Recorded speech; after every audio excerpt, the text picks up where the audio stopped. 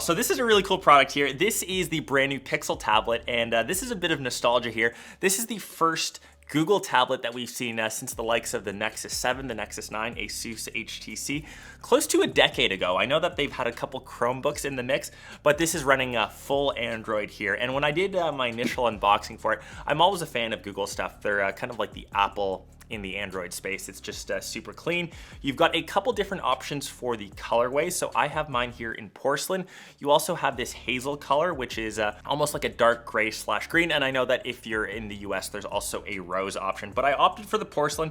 It's almost like off-white, and for a bit of retroness, it has the white bezel around the outside compared to the hazel, which does have the black. Why I think this tablet is so dope, this is actually a double use case for a tablet. So typically, a tablet, when you think of, it's, you know, just this slate of glass aluminum with a nano-ceramic coating around the outside. It doesn't feel as premium as holding, say, an iPad Pro with all the nice aluminum and kind of switching to the front. So it's a 10.95 11-inch display. I've noticed, especially with the white bezels here, they are slightly on the chunkier end. It kind of reminds me of the Pixel 7a. That's the problem with some of the Google devices. To keep, I think, costs down, they have bezels, once again, slightly on the chunkier side. Really notice that comparing that to, say, an iPad Pro, but honestly, for a tablet, if you're holding it, it's nice to have a bit of extra bezel because this is really meant to be used as a tablet. We don't have any official keyboard cases for it. I guess you could theoretically attach or pair a Bluetooth keyboard for this, but this is a true Android experience in the form of a tablet. And when I initially unboxed it, like I said, it also comes with this cool little accessory, and I think this is what really makes this tablet unique. So we haven't kind of seen anything like this before. It's an actual dedicated dock for the tablet with integrated speakers. And this kind of serves two purposes: to charge the device, and you actually don't have a USB-C cable inside of the box. It just comes with this charging case, proprietary charger, so just don't lose this. You can still theoretically use your own USB-C cable to charge the device and to show this off as a dock device. So I know that Google sells their Nest Hub, their Nest Hub Max separately. The price of this tablet is $499 US or $699 Canadian, 128 gigs of storage. It makes so much more sense to just grab one of these tablets, use it as a Nest Hub when you're not using your actual tablet, because typically when you use a tablet, when it's off, you know, you just kind of have it off to the side. It's this black slate. It kind of reminds me of Samsung's Frame TV. When the TV isn't in use, it turns into a photo display. That's kind of what Google has done for this Pixel tablet. So when it's not in use, you can kind of just mount it to the hub. You heard that little sound. You have speakers enabled into this, and now it serves as a display tablet hub.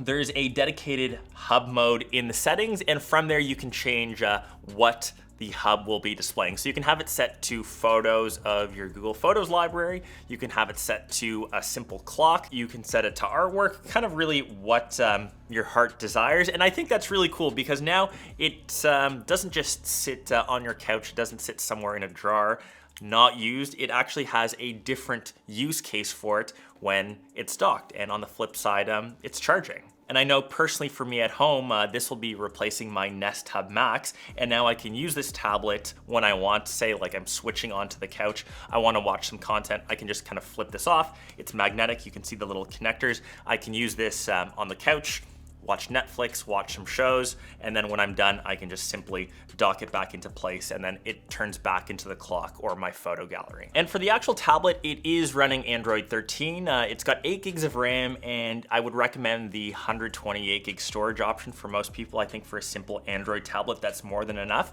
Funnily enough, the interface is pretty smooth when I'm kind of going between apps. It's nice and quick, but some of the widgets, even like the stock widgets, there seems to be like the smallest hint of lag, and I'm not too sure why that is. For example, this little Google TV, it doesn't seem as smooth, as fluid as it should be. It doesn't have a quick refresh rate or anything, and the actual display, it isn't as good as an OLED. It's an IPS panel, so the blacks aren't as deep. I wouldn't say this should be your main device that you're gonna watch all content on, but for or a display that kind of sits off to the side as a secondary device, as a secondary tablet, I think it's more than enough, especially if it's in docked mode for a lot of its use when you're just kind of glancing at information. And the key thing here we need to consider, this kind of gets you into that Google ecosystem of obviously Google Assistant, which is still the best in my opinion. Okay, Google, when does the next season of English Premier League soccer start? According to Sky Sports, the Premier League season will kick off on August 12th with Burnley hosting treble winners Manchester City,